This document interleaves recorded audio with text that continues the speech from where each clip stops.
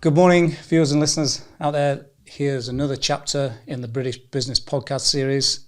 Today we're from the iconic Headland Hotel here in beautiful Cornwall, and we have the most amazing Veryan Palmer, who is the director of this family-owned business.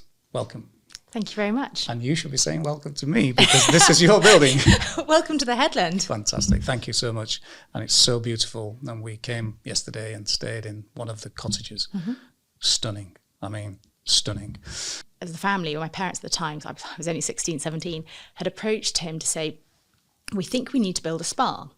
There was a lot of country house hotels and hotels outside London building spas at this point.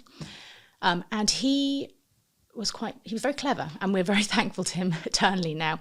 He said, instead of doing a spa building by itself, think about the longer term strategy. And I think his conversation with the family about, you've got to think longer term.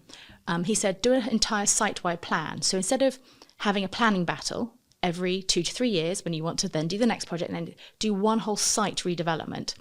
And so we did a massive sort of, I hate the phrase, but blue sky thinking. Yeah, sure. What would we want to develop? How could we, as a family, we very much believe that we are looking after this beautiful building for just our generation and for future generations to come.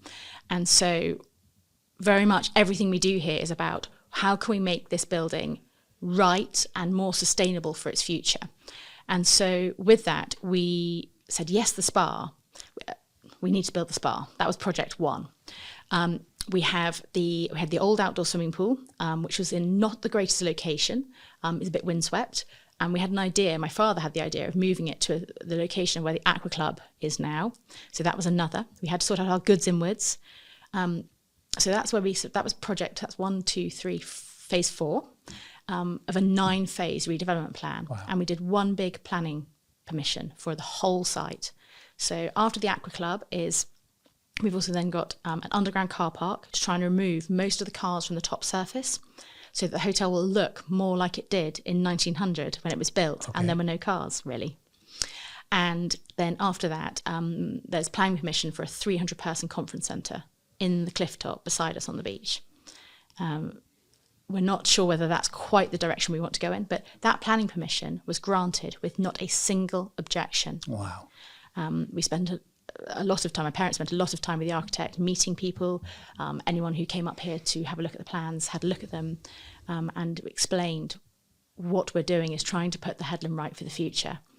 And so with that, the planning permission was granted and we built the spa. So that was finished took a while to build, was finished in 2012.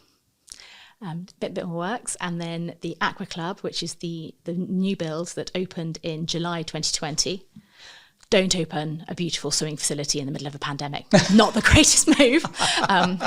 But that took a long time. It took 2.5 years to build. So 6 swimming pools, a restaurant. It was a challenging build.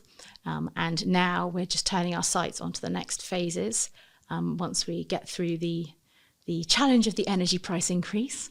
And yes, things like that. We're as a family, we reinvest the profits back into the hotel.